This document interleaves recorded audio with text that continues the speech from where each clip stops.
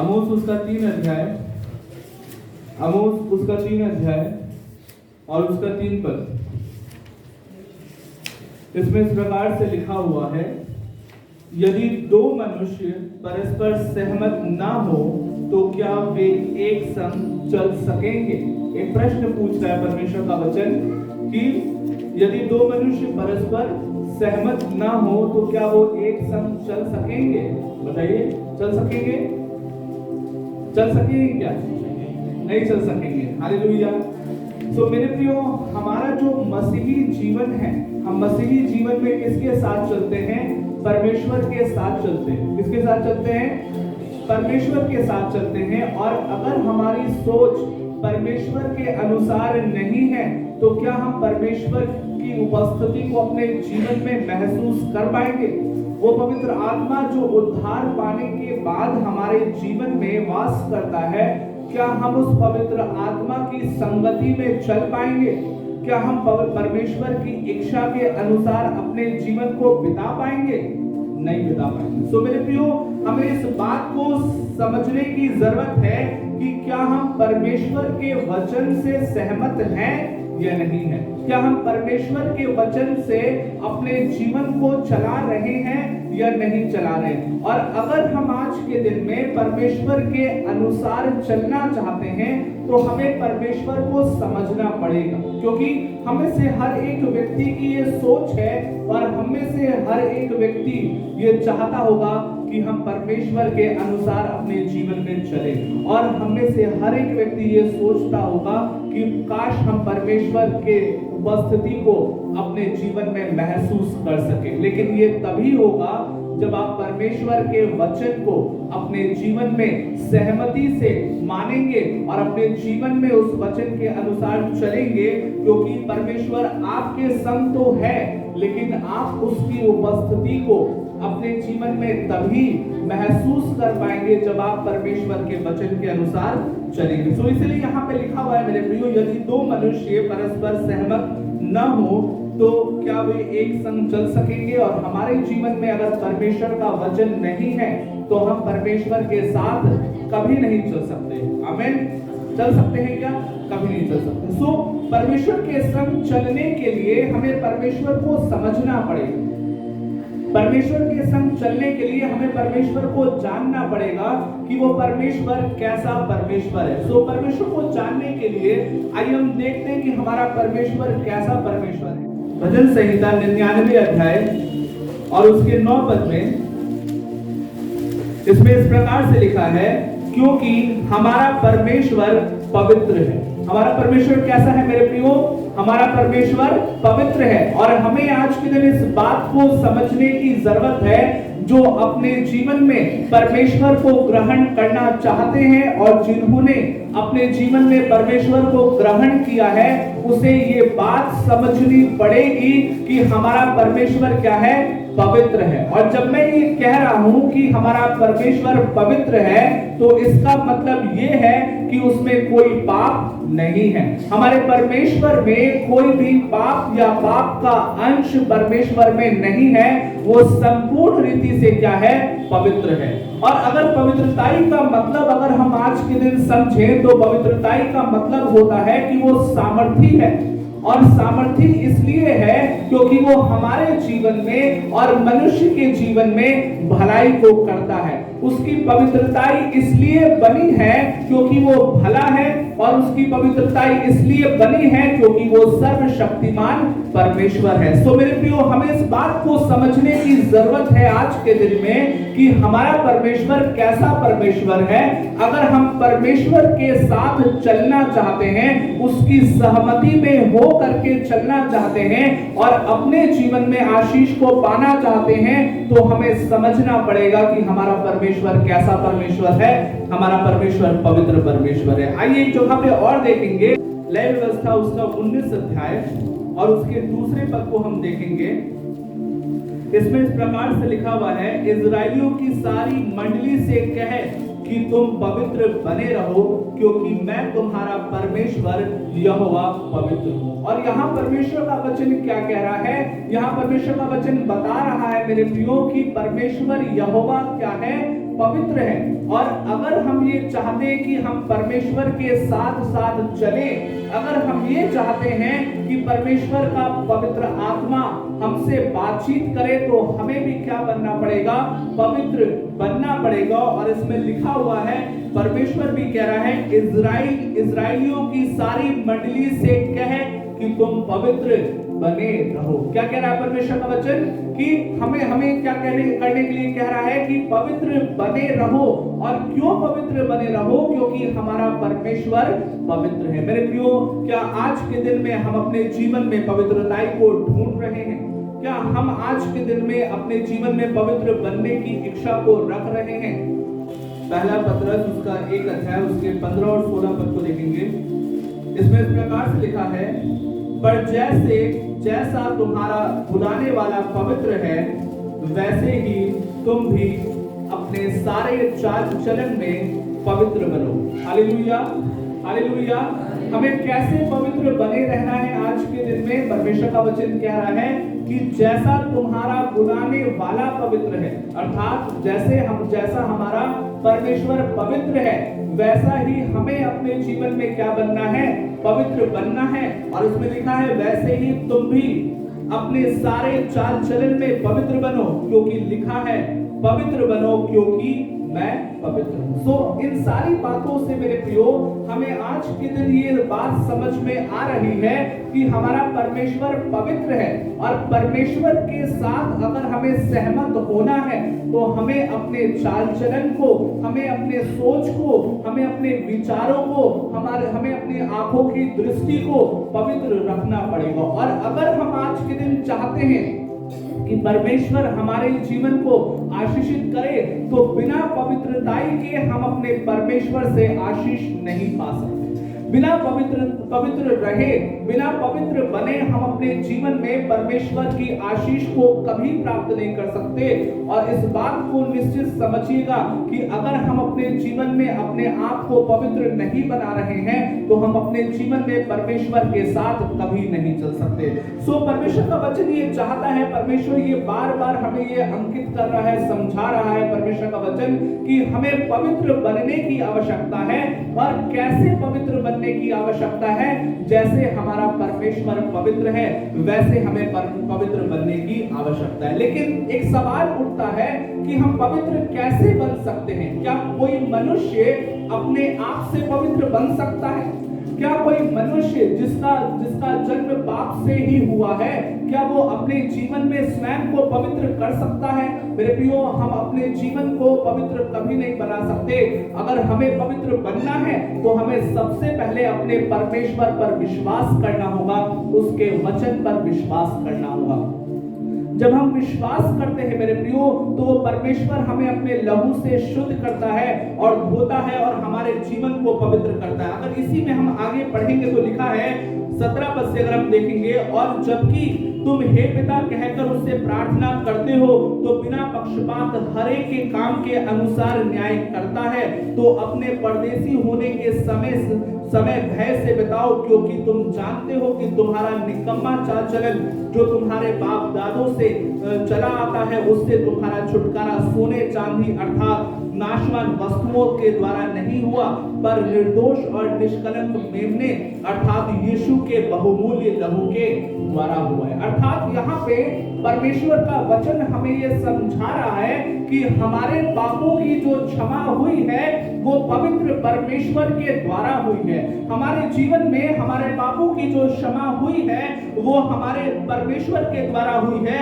और वो परमेश्वर कौन है? वो परमेश्वर निर्दोष परमेश्वर है, अर्थात उसके जीवन में कोई पाप नहीं है। और अगर मैं आज के दिन आपसे ये कह रहा हूं कि हमें पवित्र बनने की आवश्यकता है, तो कहीं ना कहीं मैं आपसे ये भी कह रहा हूं कि हमें पाप से दूर रहने की आवश्यकता है। क्योंकि परमेश्वर का वचन कह रहा है 19 पद में, पर निर्दोष और निष्कलंक मेमने, अर्थात यीशु मसीह का संबोधन यहाँ पे किस बात से हुआ है, किस शब्द से हुआ है?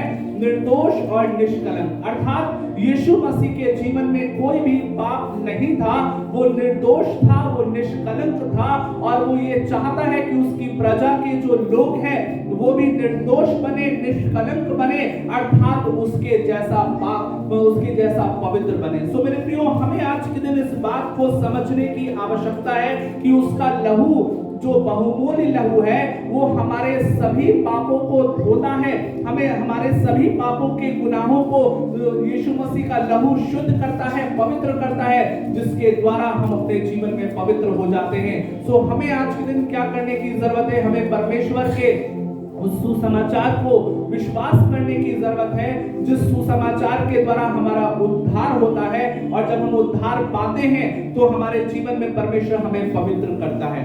लेकिन कई बार ऐसा होता है मेरे प्रियो, उद्धार पाने के बाद भी हमारे जीवन से पाप का स्वभाव नहीं जाता है।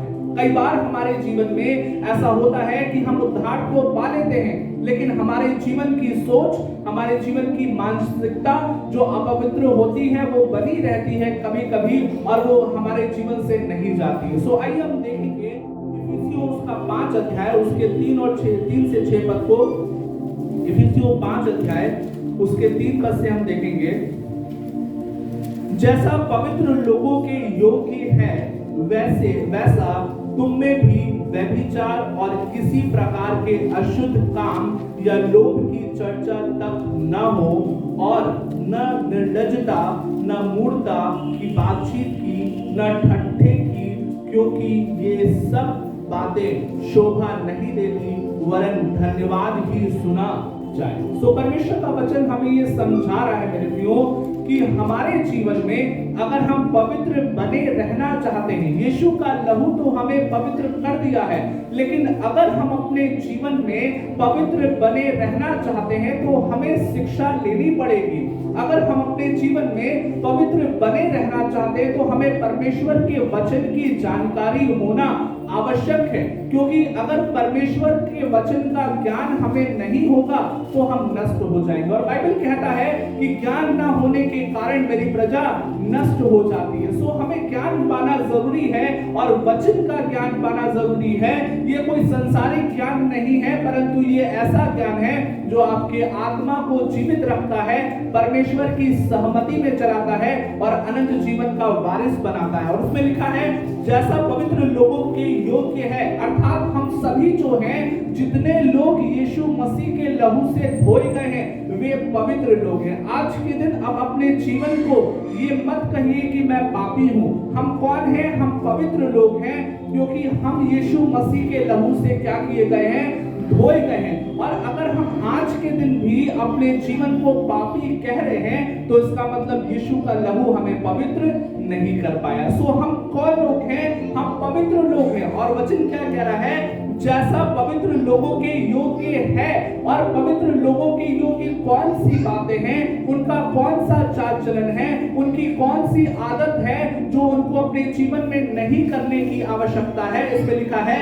वैसा तुम में व्यभिचार और किसी प्रकार का अशुद्ध काम या लोभ की चर्चा ना हो। सो अगर हमारे जीवन में हम चाहते हैं कि हम पवित्र बने रहें तो हमारे जीवन में कुछ ऐसी बातें हैं जो हमें सही करने की आवश्यकता है। और वो कौन सी बातें हैं? पहली चीज लिखा है व्यभिचार, दूसरी चीज अशुद्ध काम, या तीसरी चीज लोभ की चर्चा ना हो। क्या हम अपने जीवन में व्यभिचार कर रहे हैं आज के दिन? क्या हम अपने जीवन में गंदी चीजों को सोच रहे हैं आज के दिन में? क्या अपने जीवन में क्या अश्लील चित्रों को क्या आज के दिन भी हम क्या देख रहे हैं? और अगर आज के दिन हम ऐसा कर रहे हैं मेरे प्रियो, तो हम पवित्र लोगों के अनुसार अपने जीवन को नहीं बिता रहे हैं। क्या आज के दिन हमारे जीवन में भी लोभ की चर्चा हो रही है? क्या हम आज के दिन में चालाकी से बातचीत कर रहे हैं? आज के दिन में हमें इन सारी बातों को देखने की जरूरत है, क्योंकि जो पवित्र बना रहना चाहता है, जो परमेश्वर की सहमति में चलना चाहता है, उसको पवित्र बना रहना पड़ेगा। और जो पवित्र बना रहना चाहता है उसको व्यभिचार से दूर रहना पड़ेगा। जो पवित्र बना रहना चाहता है वो अशुद्ध बातों से दूर रहेगा। और आज के दिन में अगर आप गंदे मजाक कर रहे हैं तो ये अशुद्धता की श्रेणी में आता है। अगर आज के दिन में आपके जीवन में लोभ है तो ये अशुद्धता की श्रेणी में आता है, और लोभ के कारण आप अपने जीवन को अपवित्र ठहराते हैं और अपवित्र करते हैं। और यही कारण होता है कई बार जब आप प्रार्थना घंटों करते हैं लेकिन आपकी प्रार्थना सुनाई नहीं देती। आप एक तरफ अपने जीवन में लोभ की बातें करते हैं और दूसरी तरफ आप परमेश्वर के वचन को पढ़ते हैं और प्रार्थना करते हैं, जिसका प्रतिफल ये होता है कि परमेश्वर आपकी प्रार्थना को नहीं सुनता। जितने लोग परमेश्वर से आशीष पाना चाहते हैं उनको परमेश्वर के वचन से सहमति रखना पड़ेगा और वचन के अनुसार चलना पड़ेगा। मेरे प्रियो, अपने जीवन को जांचिए। अगर आप लोभ में जीवन बिता रहे हैं तो परमेश्वर के वचन के अनुसार नहीं है। बाइबल कह रहा है लोभ की चर्चा तक ना हो।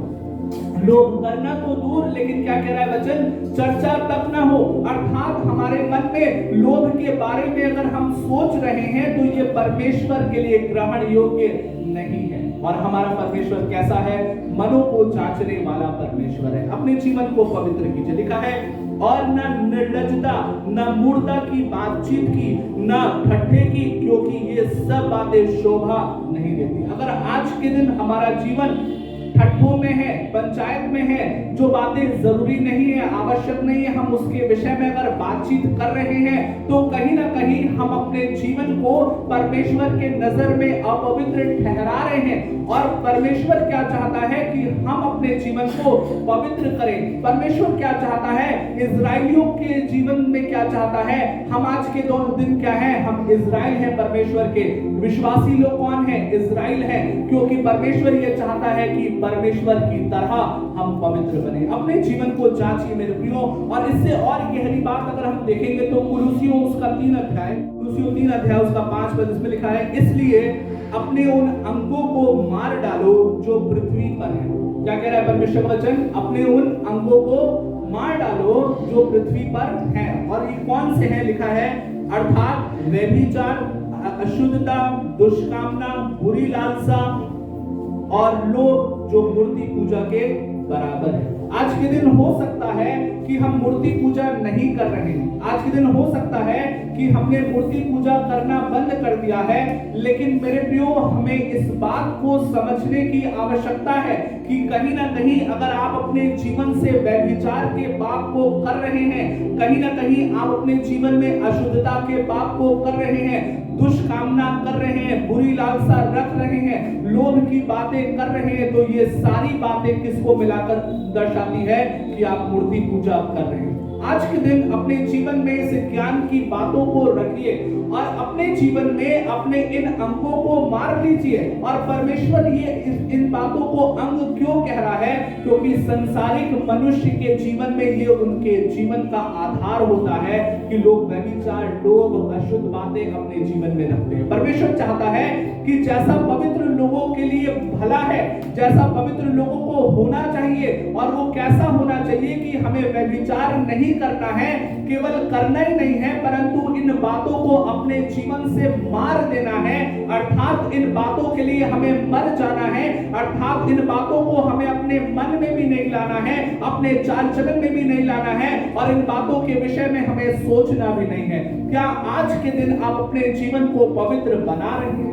क्या आज के दिन आप अपने जीवन को शुद्ध बना रहे हैं? और आज के दिन देखेंगे अगर परमेश्वर यहाँ पे कह रहा है व्यभिचार, अशुद्धता, दुष्कामना, बुरी लालसा और लोभ जो मूर्ति पूजा के बराबर है। अगर हम इनमें से कोई भी काम कर रहे हैं, इनमें से कोई भी बातें अगर हमारे जीवन में है, तो हम आज के दिन में परमेश्वर की आराधना नहीं कर रहे हैं। हम क्या कर रहे हैं? हम मूर्तियों की आराधना कर रहे हैं। अपने जीवन को जांचिए, क्या आपके जीवन में ये सारी बातें लागू होती हैं? अपने जीवन को जांचिए, क्या आपके जीवन में ये सारी बातें कहीं ना कहीं मिलती है? और अगर मिलती है तो हमें क्या करने की जरूरत है? शिक्षा लेने की जरूरत है। अगर मिलती है तो हमें क्या करने की जरूरत है? हमें परमेश्वर के निकट आने की जरूरत है, क्योंकि ये सारी बातें परमेश्वर के लिए ग्रहण योग्य नहीं है। और जब यीशु मसीह संसार में थे तो उन्होंने स्वयं उन्होंने क्या किया? व्यभिचार के विषय में शिक्षा दी। और मैं आपको आज के दिन व्यभिचार के विषय में बताऊंगा, क्योंकि मैं प्रार्थना जब कर रहा था तो परमेश्वर ने मुझसे ये बताया कि व्यभिचार के विषय में मुझे बताने की जरूरत है।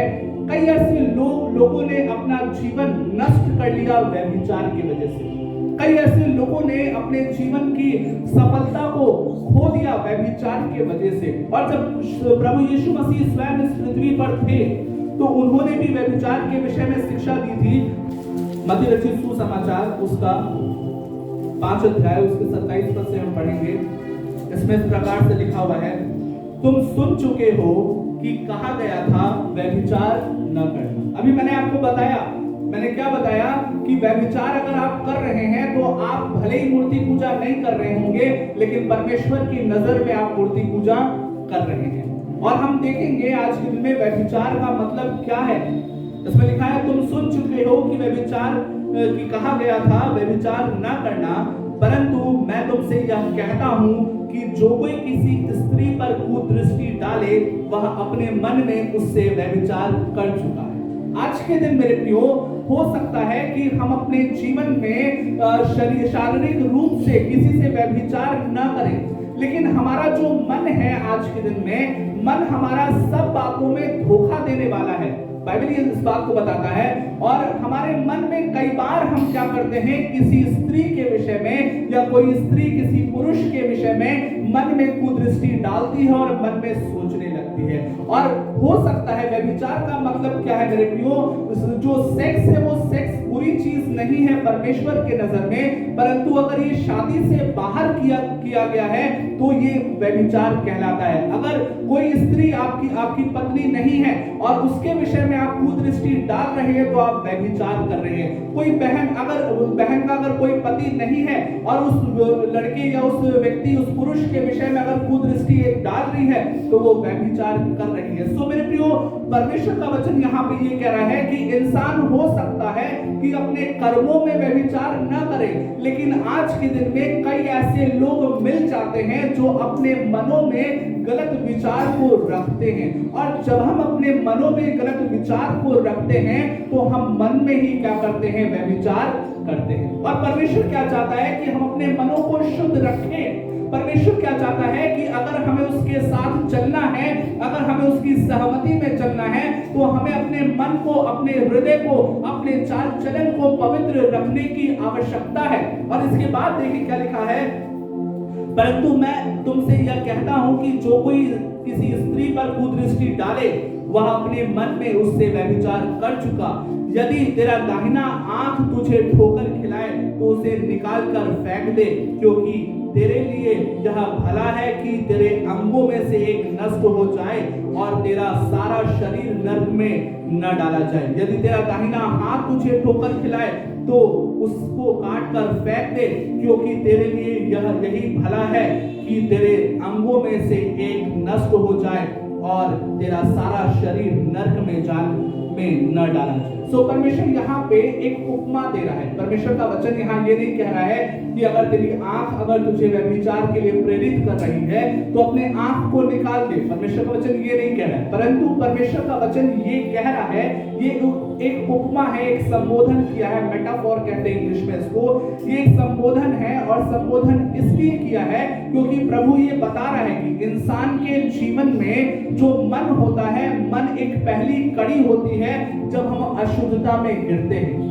अगर आज के दिन में हमें व्यभिचार करना होता है, अगर कोई व्यक्ति व्यभिचार करने की सोचता है तो पहले वो मन में व्यभिचार करता है, उसके बाद उसके कर्मों में वो सारी चीजें होती है। अर्थात परमेश्वर का वचन कह रहा है कि जो पाप की शुरुआत होती है वो तुम्हारे मन से होती है। और कई बार बाइबल ये बताता है कि जो आंख है वो शरीर का दिया है और आंखों के कारण जब हम आंख से लोगों की सुंदरता को देखते हैं तो हम उस पर आकर्षित होते हैं। सो परमेश्वर ये चाहता है आज के दिन में कि हमें अपने अंगों को, जो व्यभिचार है, जो सोच है, जो गलत बातें हैं, जो आंखों की गलत दृष्टि है, इन सारी बातों को हमें निकाल देना है, इन सारी बातों को हमें अपने जीवन से नष्ट करना है, ताकि हम परमेश्वर की बुलाहट के अनुसार चल सके। और निश्चय है कि जो व्यभिचार करेगा, जो अपने जीवन में मन नहीं फिराएगा, वो नरक में डाला जाएगा। लेकिन कई बार ऐसा भी होता है कि हम परमेश्वर के लोग अपने जीवन को पवित्र नहीं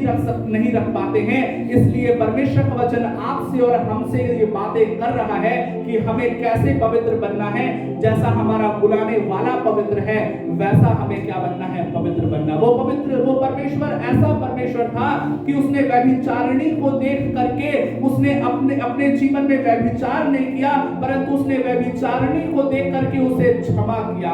उसने व्यभिचारिणी को देख करके उसे परमेश्वर के बारे में बताया। मेरे प्रियो, अगर हम ही पाप में डूब जाएंगे तो हम पाप में डूबे हुओं को कैसे बचाएंगे? सो हमें आज के दिन क्या करने की जरूरत है? हमें अपने अशुद्धताओं से निकलने की जरूरत है और अपने अशुद्धताओं को मारने की जरूरत है। और इसीलिए वचन कह रहा है, अपने हाथ को काट डालो। अपने उन सोच को जो आपके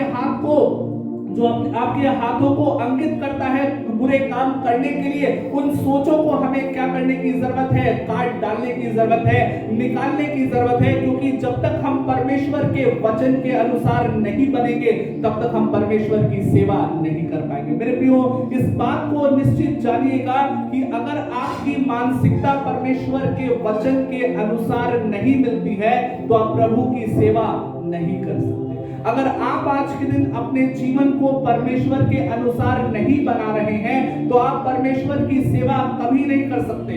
और ये जितनी भी बातें मैंने आपको आज के दिन बताई है और मैं बता रहा हूं, इसका कुछ निष्कर्ष भी है। तो आइए हम देखते हैं कि जितने लोग अपने जीवन में अपवित्रताई से जीवन बिताते हैं, व्यभिचार से जीवन में रह करके जीवन बिताते हैं, उनका क्या दुष्परिणाम होता है। आइए हम देखेंगे नीति वचन उसका 6 अध्याय उसका 26 पद। इसमें लिखा है, क्योंकि वैश्विक गमन के कारण मनुष्य टुकड़ों का भिखारी हो जाता है। क्या लिखा है? मनुष्य क्या हो जाता है?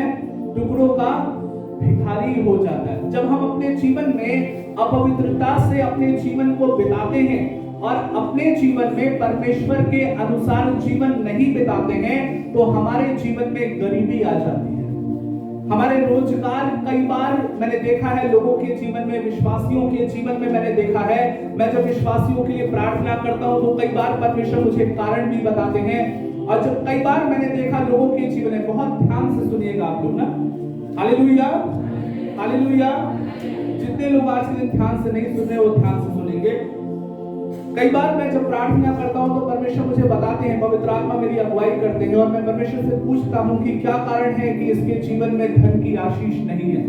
क्योंकि परमेश्वर हमारा सब कुछ दे सकता है। हमें परमेश्वर सक्षम है, योग्य परमेश्वर है और सर्व सामर्थी परमेश्वर है। परमेश्वर हमें सब कुछ दे सकता है। क्या कारण है कि इसके जीवन में ये धन की आशीष नहीं है? तो परमेश्वर कई बार मुझे ये बताते हैं कि इसके जीवन में व्यभिचार का पाप है, जिसकी वजह से इसके जीवन में धन की आशीष नहीं है। कई बार लोग अपने जीवन में अशुद्धता के कारण अपने जीवन को नष्ट कर लेते हैं और अशुद्धताई में जीवन बिता करके अपने रोजगार को मिटा देते हैं। अशुद्धता और व्यभिचार में रह करके अपने जीवन में उनके पास धन की घटी हो जाती है और इतनी घटी हो जाती है कि उन्हें दूसरों से मांगना पड़ता है और कर्ज आ जाता है।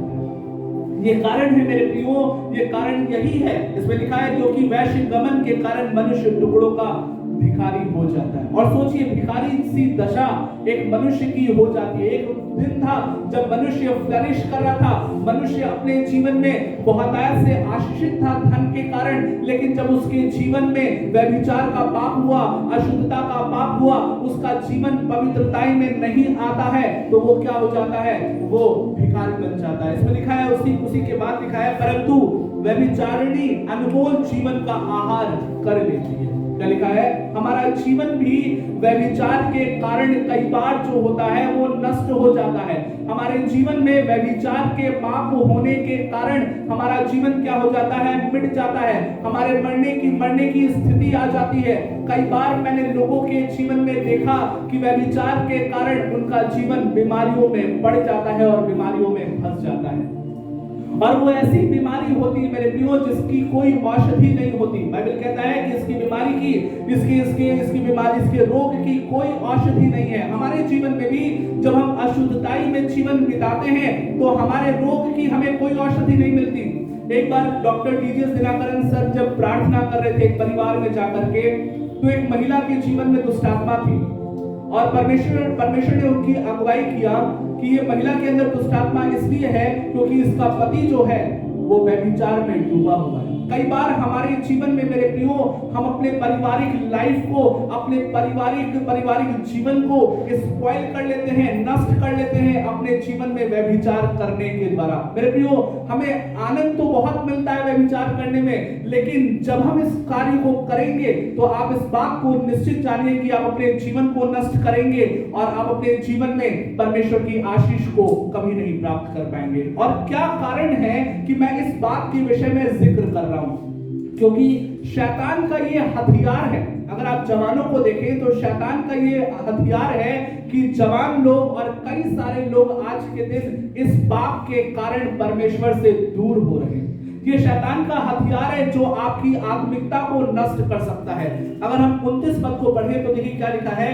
जो पराई स्त्री के पास जाता है उसकी दशा ऐसी होती है, उसकी दशा ऐसी है वरन जो कोई उसको छुएगा वह दंड से न बचेगा। क्या लिखा है? जो कोई उसको क्या करेगा?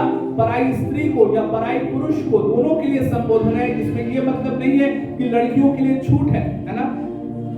वो क्या लिखा है? इसमें लिखा है उसको छुएगा वह दंड से न बचेगा। उसके जीवन में दंड आएगा। हालेलुया! क्या समझ पा रहे हैं? अगर हम अपने जीवन में व्यभिचार के पाप को कर रहे हैं तो हम दंड को फेस करेंगे, दंड का सामना करेंगे, दंड को हमें सहना पड़ेगा। इसमें लिखा है 32 पद को देखेंगे, परंतु जो परस्त्री गमन करता है वह निर्बुद्धि है, जो अपने प्राणों को नष्ट करना चाहता है वही ऐसा करता है। और परमेश्वर का वचन क्या कहता है कि कई बार लोग अपने जीवन में बुद्धि को खो देते हैं, बुद्धि के अनुसार नहीं चलते हैं, उनके जीवन में मूर्खता दिखती है। और मूर्खता इसलिए दिखती है क्योंकि हमारे जीवन में परमेश्वर के वचन के अनुसार हम नहीं चलते और व्यभिचार में लिप्त हैं। कई ऐसे लोग अपने जीवन में मैच्योर नहीं हो पा रहे हैं क्योंकि उनका जीवन जो है वो व्यभिचार में चल रहा है। कई ऐसे लोग हैं जिनका माइंड हो सकता है सही तरीके से काम नहीं कर रहा है, उनके जीवन में व्यभिचार का पाप हुआ है या उनके व्यभिचार के पाप जो उनके पीढ़ियों से चली आ रही है वो उनके जीवन में क्षमा नहीं हुआ। मेरे प्रियो, हमें इस बात को आसानी से लेने की जरूरत नहीं है। ये कोई आसान बात नहीं है, परंतु इस बात पर हमें ध्यान देने की जरूरत है। नीति वचन उसका 5 अध्याय उसके 8 से 10 पद को अगर हम देखेंगे तो देखिए क्या लिखा है। नीति वचन 5 अध्याय उसके 8 पद से इसमें लिखा है, ऐसी स्त्री से दूर रहे और उसकी देवड़ी के पास भी न जाना। परमेश्वर क्या कह रहा है कि उसकी देवड़ी के पास भी न जाना। अर्थात परमेश्वर का वचन पहला कुरिन्थियों उसके 6 अध्याय उसके 18 पद में कहता है कि व्यभिचार से दूर रहो। और इसीलिए कह रहा है परमेश्वर वचन, इसमें लिखा है, कहीं ऐसा ना हो कि तू अपना यश औरों के हाथ और अपना जीवन क्रूर जन के वश में कर दे। क्या लिखा है? अपना यश, अपना धन, अपनी संपत्ति, अपना वैभव हो सकता है कि व्यभिचार करने के द्वारा हमारे जीवन से छिन जाए और किसी और के पास चला जाए। कई बार मैंने लोगों के जीवनों को देखा है जो अपने जीवन में व्यभिचार में अपना जीवन बिताते हैं। उनके पास धन की आशीष तो बहुत होती है, लेकिन समय बीतने के बाद उनके पास कुछ भी नहीं होता। और दूसरी बात, अपना जीवन क्रूर जन के वश में कर देते हैं। कई बार जब हम दुष्ट आत्मा का केस करते हैं और कई बार जब हम लोग परमेश्वर से प्रार्थना करते हैं तो प्रभु अगुवाई करता है और प्रभु बताता है कि इसके जीवन में जो दुष्ट आत्मा प्रवेश किया है वो कैसे प्रवेश किया है, वो व्यभिचार के द्वारा प्रवेश किया। मेरे प्रियो, हमें इस बात को गहराई से समझने की आवश्यकता है कि हम अपने जीवन को दुष्टात्मा के वश में दे देते हैं। हमारे शरीर में दुष्टात्मा प्रवेश कर जाता है और वो इसलिए प्रवेश कर जाता है क्योंकि हम अपने जीवन को व्यभिचार में लुप्त रखते हैं, अशुद्धताओं में लुप्त रखते हैं। और इस बात को निश्चित ध्यान रखिए कि अगर आप पवित्र रहेंगे तो परमेश्वर आपका इस्तेमाल करेगा, अगर आप अपवित्र रहेंगे तो शैतान आपका इस्तेमाल करेगा। अपने बाइबल में इस बात को लिख लीजिए कि अगर आप पवित्र रहेंगे तो परमेश्वर आपका इस्तेमाल करेगा, लेकिन अगर आप व्यभिचार में, लोभ में, गलत बातों में, अपवित्रताएं में अपना जीवन बिताएंगे तो निश्चित तौर से शैतान आपका इस्तेमाल करेगा। और यहाँ पे यही लिखा हुआ है, कहीं ऐसा ना हो कि तू अपना यश औरों के हाथ और अपना जीवन क्रूर जन के वश में कर दे। किसके वश में? क्रूर जन के वश में, शैतान के वश में कर दे। आप अपने जीवन के अधिकारी नहीं रहेंगे, परंतु शैतान आपके जीवन का अधिकारी रहेगा और शैतान आपके जीवन को चलाएगा। इसीलिए मैं इस बात को कह रहा हूं कि अगर आप पवित्र रहेंगे तो परमेश्वर के अनुसार चलेंगे और परमेश्वर आपका इस्तेमाल करेगा। अगर आज के दिन आप अश्लील वीडियो देख रहे हैं, अश्लील फोटो देख रहे हैं, लोभ की चर्चा कर रहे हैं, लोभ में अपने जीवन को बिता रहे हैं, तो आपके जीवन का इस्तेमाल शैतान निश्चित तौर पर करेगा, क्योंकि ये परमेश्वर का वचन है और परमेश्वर का वचन कभी झूठ नहीं बोलता और कभी टलता नहीं है। 10 पद में क्या लिखा है? या पराए तेरे कमाई से अपना पेट भरे और परदेशी मनुष्य तेरे परिश्रम का फल अपने घर में रखे। और कई बार मेरे प्रियो ऐसा होता है कि जब हमारा जीवन अपवित्र होता है तो हो सकता है कि हम कमाते तो बहुत हैं, हम धन तो बहुत इकट्ठा करते हैं, लेकिन हमारे पास बचता कुछ नहीं। हमारा जो धन होता है उसका उपयोग कौन कर लेता है? वो पराये लोग कर लेते हैं। हमारे धन जो हमें मिलता है उस धन का इस्तेमाल हम और हमारा परिवार नहीं कर पाता, परंतु उस धन का इस्तेमाल कौन कर पाता है? वो पराये लोग कर पाते हैं और हमारी दशा क्या होती है? बिगड़ने लगती है। सो मेरे प्रियो, आज के दिन अपने जीवन को जांचिए, आज के दिन अपने जीवन को इस प्रकार से चलाइए कि आप अपवित्रताई में अपने जीवन को न रखें परंतु पवित्रताई में बढ़ाएं। 21 पद में लिखा है, 5 अध्याय उसका 21 पद में लिखा है, क्योंकि मनुष्य के मार्ग यहोवा की दृष्टि से छुपे नहीं है और वह उसके सब मार्गों पर ध्यान करता है। दुष्ट अपने ही अधर्म के कर्मों में फंसेगा और अपने ही पाप के बंधनों में बंधा रहेगा। और कई बार ऐसा होता है कि जब हम ये अशुद्धता के काम करते हैं अपने जीवन में, लोभ की चर्चा करते हैं, व्यभिचार अपने जीवन में करते हैं, तो हम अपने ही जीवन में बंधनों में फंस जाते हैं, क्योंकि हमारे जो कर्म हैं वो उचित नहीं है और परमेश्वर के अनुसार नहीं है। सो हमें इस बात को समझने की जरूरत है कि परमेश्वर आपके सब मार्गों को जानता है। आप ऐसा मत सोचिए कि आप बंद कमरे में हैं तो परमेश्वर आपको नहीं देख पा रहा। परमेश्वर आपके बंद कमरों को भी देख पा रहा है, आपके लॉक मोबाइल को भी देख पा रहा है। आज के दिन आप कितना भी सिक्योरिटी अपने मोबाइल में रख लीजिए, लेकिन वो परमेश्वर से छुपा नहीं है। कितना भी आप बुरी चीजों को देख लीजिए, परमेश्वर के सामने हिस्ट्री तो खुली हुई है। आप कितना भी क्लियर चैट और क्लियर हिस्ट्री कर लीजिए, परमेश्वर उन सारी चीजों को देखता है और जानता है। और इसीलिए लिखा है यहाँ पे कि उसके सब मार्ग पर ध्यान करता है और उसका सब मार्ग खुला हुआ है। और आज के दिन में अगर आप परमेश्वर से आशीष पाना चाहते हैं तो अपने जीवन को पवित्र बनाइए, क्योंकि इसमें लिखा है 23 पद, वह शिक्षा प्राप्त किए मर जाएगा और अपनी ही मूर्खता के कारण भटकता रहेगा। व्यभिचार हमें क्या करता है? व्यभिचार हमें शिक्षा पाने से दूर रखता है। कई बार आप अपने जीवन में देखेंगे कि लोग परमेश्वर को जानते हैं 20 साल से, लेकिन उनके जीवन में आशीष नहीं है, क्योंकि उनका जीवन लोभ में व्यस्त है और वो परमेश्वर की शिक्षा को अपने जीवन में कभी प्राप्त नहीं कर पाए। कई बार आप देखेंगे लोगों को अपने जीवन में कि वो प्रभु में रहते हुए भी भटक रहे हैं, प्रभु में रहते हुए भी उनका कोई विश्वास गहरा नहीं है, और वो इसलिए है क्योंकि उनके जीवन में पाप जो है वो बना हुआ है, वो अपने जीवन को पवित्रताई में नहीं बना पाए। सो आज के दिन में अगर आप स्थिर होना चाहते हैं, अगर आप भटकना नहीं चाहते हैं, आप अगर शिक्षा प्राप्त करना चाहते हैं, तो आपको पवित्र बनना पड़ेगा। हालेलुया। अगर आप परमेश्वर के वचन की शिक्षा को प्राप्त करना चाहते हैं तो आपको पवित्र बनना पड़ेगा।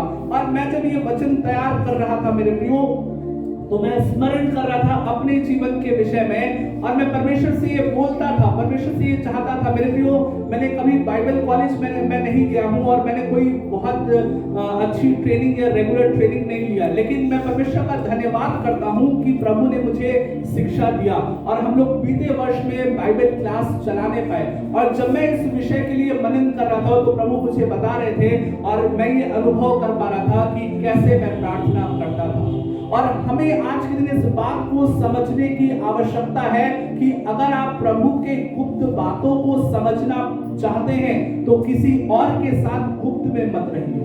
अगर आज के दिन आप प्रभु की गुप्त रहस्यों को जानना चाहते हैं तो अपने जीवन को पवित्र बनाइए, अपने जीवन में पवित्रताई को रखिए और अपने जीवन में पवित्रताई के अनुसार जैसा परमेश्वर चाहता है वैसा बनिए। तो आप परमेश्वर की गुप्त शिक्षा, गहरी शिक्षा और ऐसी शिक्षा जो आपके जीवन में परमेश्वर की महिमा को लाती है, उस शिक्षा को आप प्राप्त करने पाएंगे। नहीं तो यहाँ पे लिखा है अपनी ही मूर्खता के कारण भटकता रहेगा। कई ऐसे लोग हैं जो प्रार्थना करवाते हैं, कई दिनों से प्रार्थना करवा रहे हैं, लेकिन उनके जीवन में कोई भी स्थायित्व नहीं आया, कोई भी उनके जीवन में स्टेबिलिटी नहीं आई। क्यों? क्योंकि उनका जीवन अपवित्र बना हुआ है। मेरे प्रियो, अपने जीवन को जांचिए, अपने जीवन को आज के दिन देखिए, अपने जीवन के विषय में विचारिए। अगर आप नशा कर रहे हैं तो आपका जीवन अपवित्र हो रहा है। कई बार लोग ये सोचते हैं मेरे प्रियो कि केवल व्यभिचार करने से हम अपवित्र होते हैं, लेकिन मैं आपको बताना चाहता हूं कि अगर आप झूठ बोल रहे हैं, वो झूठ छोटा सा ही झूठ क्यों ना हो, वो झूठ कोई भी झूठ क्यों ना हो, अगर आप झूठ बोल रहे हैं तो आप अपने जीवन को अपवित्र कर रहे हैं। अगर आज के दिन आप घुमा फिरा के बातचीत कर रहे हैं तो अपने जीवन को अपवित्र कर रहे हैं। अगर आज के दिन में आप अपने जीवन में लोग की बातचीत कर रहे हैं, चालाकी कर रहे हैं, चापलूसी कर रहे हैं, तो कहीं ना कहीं आप अपने जीवन को अपवित्र कर रहे हैं। अगर आज के दिन आप अश्लील वीडियो फोटो देख रहे हैं मोबाइल में, तो कहीं ना कहीं आप अपने जीवन को अपवित्र कर रहे हैं। कहीं ना कहीं आप अपने जीवन को परमेश्वर से दूर लेके जा रहे हैं और ये सारी चीजें हमारे जीवन में हमें अपवित्र करती है। और यही कारण है कि स्वर्ग में हमारी प्रार्थना सुनाई नहीं देती और हमें प्रतिफल नहीं मिलता। अगर आप चाहते हैं कि परमेश्वर आपको प्रतिफल दे, अगर आप चाहते हैं कि परमेश्वर आपके जीवन को मजबूत करे आत्मिक रीति से शिक्षा में, तो आपको पवित्र बनना पड़ेगा। अपने जीवन में जो संसारिक जीवन है उसको मारना पड़ेगा, संसारिक सोच, संसारिक विचारों को मारना पड़ेगा। तभी आज के दिन आप परमेश्वर की शिक्षा में बढ़ पाएंगे, आपका जीवन स्थायी हो पाएगा, आपका परिवार स्टेबल हो पाएगा और आपके परिवार में पारिवारिक आशीष दिखने पाएंगे, अन्यथा नहीं दिखने पाएंगे। लेकिन तब भी मैं आपको आज के दिन ये बताना चाहता हूं कि परमेश्वर चाहता है कि हम सभी पवित्र बने। फिर से मैं इस बात को आपसे शेयर करना चाहता हूं कि परमेश्वर ये चाहता है, उसकी मंशा है कि हम पवित्र बने। आइए हम खोलेंगे भजन संहिता 119 अध्याय उसका 11 पद। कैसे हम अपने जीवन को पवित्र रख सकते हैं? इसमें लिखा है, मैंने तेरे वचन को अपने हृदय में रख छोड़ा है कि तेरे विरुद्ध पाप न करूं। और बाइबल में क्या कह रहा है, भजनकार क्या कह रहे हैं कि मैंने तेरे वचन को अपने हृदय में रख छोड़ा है कि तेरे विरुद्ध पाप न करूं। अर्थात वचन में वो सामर्थ्य है जो आपके जीवन को पवित्र बना सकता है। आप स्वयं अपने जीवन को पवित्र नहीं बना सकते, वचन में वो सामर्थ्य है। जितना अपने जीवन में वचन को रखेंगे, कई बार लोग कहते हैं कि मैंने पूरी बाइबल 7 बार पढ़ी है, लेकिन उनसे अगर पूछा जाए तो उनको कुछ भी नहीं पता। लेकिन बाइबल क्या कह रहा है कि 10 बार मत पढ़ो, 10 बार पढ़ने से अच्छा है कि जो पढ़ो उसको अपने हृदय में रखो और समझो। और इसीलिए कह रहा है, यहाँ पे ये नहीं कह रहा है कि मैंने 10 बार पढ़ लिया, लिखा है मैंने तेरे वचन को अपने हृदय में रख छोड़ा है। मैंने जितना पढ़ा है उतना मेरे हृदय में बैठ गया है, मैंने जितना अध्ययन किया है, मैंने जितना परमेश्वर के वचन से पढ़ा है उतना मेरे जीवन में, मेरे हृदय में बैठ गया है। और इसलिए बैठ गया है, इसलिए मैंने बैठा लिया है। मैंने पढ़ना इसी उद्देश्य से चाहा कि तेरा वचन परमेश्वर मेरे हृदय में बैठ जाए, और इसलिए मैंने बैठाया है क्योंकि मैं पाप ना करूं। क्योंकि जब मेरे जीवन में पाप आता है परमेश्वर, तो वो मुझे तुझसे दूर करता है, वो मुझे तुझसे दूर कर देता है और मेरे जीवन में मैं तुझे महसूस नहीं कर पाता। मेरे प्रियो, इस बात को निश्चित जानिएगा कि अगर आप वचन में बढ़ रहे हैं और परमेश्वर की शिक्षा को ग्रहण कर रहे हैं, अपने हृदय में परमेश्वर के वचन को बैठा रहे हैं, तो निश्चित तौर पर परमेश्वर आपके जीवन से अपवित्रताई को मिटाएगा। पहला यूहन्ना उसका 1 अध्याय उसका 9 पद, इसमें इस प्रकार से लिखा हुआ है, यदि हम अपने पापों को मान लें। आज के दिन ऐसा हो सकता है कि कई ऐसे लोग यहाँ पर पश्चाताप कर रहे होंगे और कई ऐसे लोग अपने जीवन में पश्चाताप के भाव में भर गए होंगे। इसलिए ये वचन है और ये आखिरी वचन है, इसमें लिखा है, यदि हम अपने पापों को मान लें। यदि आज के दिन अपने व्यभिचार के पाप को आप मान रहे हैं, यदि आप अपने जीवन में अपने विचारों को, अपने चाल चलन को सही करना चाह रहे हैं, तो इसमें आपके लिए लिखा हुआ है, तो वह हमारे पापों को क्षमा करने और हमें सब अधर्म से शुद्ध करने में विश्वास योग्य और धर्मी है। परमेश्वर का वचन क्या कह रहा है कि अगर हम अपने पापों को, अपने अधर्मों को, अपने व्यभिचार के पापों को, अपने लोभ के पापों को, अपने अशुद्धताई के पापों को, अपने शरीर में जो गंदे काम किए उन पापों को अगर हम मान लें, तो परमेश्वर का वचन क्या कह रहा है, तो वह हमारे पापों को क्षमा करने में और हमें सब अधर्म से शुद्ध करने में विश्वास योग्य और धर्मी है। अर्थात परमेश्वर का वचन ये आपको बताना चाहता है कि परमेश्वर केवल क्षमा नहीं करेगा, परंतु परमेश्वर का वचन आपको क्या कह रहा है कि वो परमेश्वर ऐसा परमेश्वर है जो आपको शुद्ध करने में विश्वास योग्य है और धर्मी है। वो केवल पापों को क्षमा नहीं करेगा। अगर आज के दिन आप अपने पापों को मान रहे हैं, आप कह रहे हैं कि प्रभु मेरे जीवन से गुनाह हुआ है, प्रभु मेरे जीवन में पाप हुआ है और मैंने अपने जीवन में बहुत तेरे पाप किए हैं और मैं तेरे वचन के अनुसार नहीं चला हूं, तो पहली बात जो परमेश्वर का वचन बता रहा है हमें, वो क्या बता रहा है कि वो आपको क्षमा करने में विश्वास योग्य है। क्या करने में? क्षमा करने में विश्वास योग्य है। और दूसरी बात क्या बता रहा है कि हमें सब अधर्म से शुद्ध करने में भी क्या है? विश्वास योग्य। वो विश्वास योग्य किन चीजों में है?